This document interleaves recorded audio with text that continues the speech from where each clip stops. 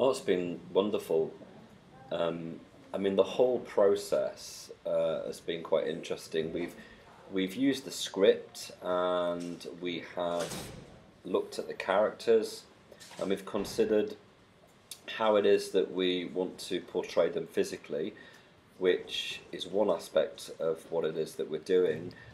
But we've got to bear in mind that this is a piece where the dialogue is delivered using visual language, which of course that incorporates movement in its own right and that adds to the overall choreography. We've decided to take a much more organic approach and allowed each scene to unfold, so language and movement and the physicality of the characters all converge, if you like, to and come together to make the scene what it is. Um, I mean, throughout the process, it's not been without its challenges. It's been quite fast paced at times, and we've had lots of ideas, but overall, it's been a beautiful process.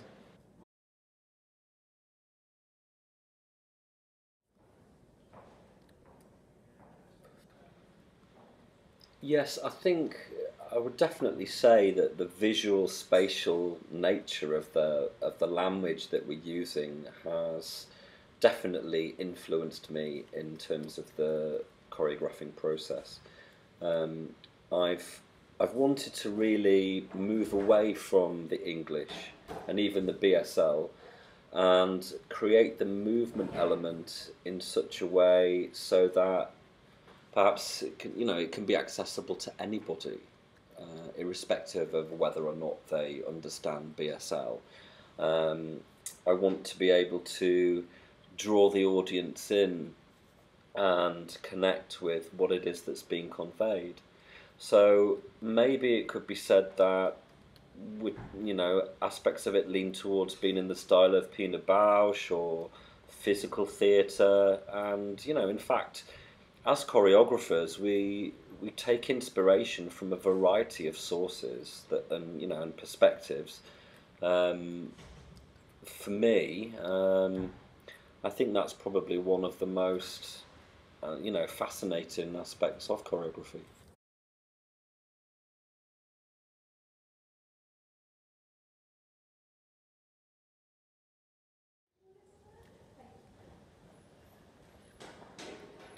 For the most part, I think the reaction of people when they find out that I'm a deaf choreographer has been a positive one.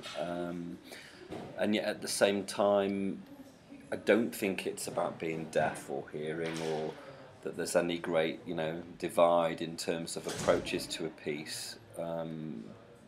Because of that, I think we're all influenced by so many things. We take ideas from each other. I found hearing choreographers over the years be very intrigued by the deaf perspective, and in a similar vein, I've been interested in their approaches and their ideas. I suppose that one thing we do have in common is our focus on movement and the physical self.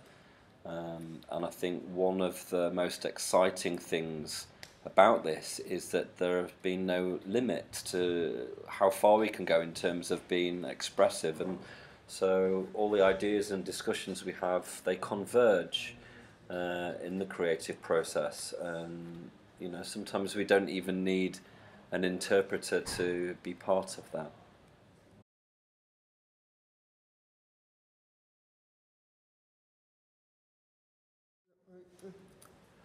I don't really think, there is a deaf hearing, element. Like I say, it's just about I'm motivated to connect with people and find out what drives them, what their visions are in terms of creating the work. That's the most important thing.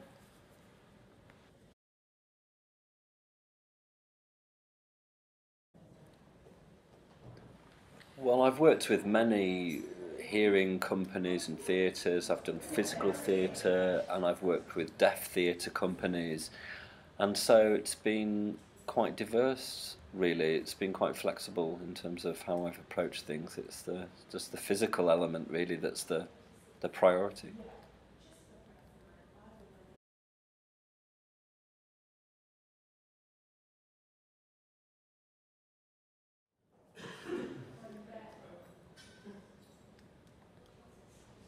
Well, the young deaf people that I have worked with have been incredibly open-minded and, you know, willing to learn new skills. I've not come across any resistance so far.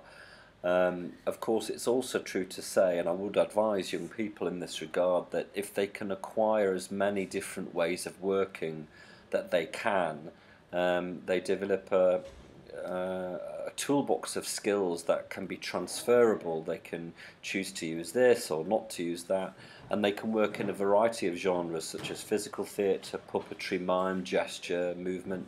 So I would definitely advise young people to add as many strings to their bow as they can.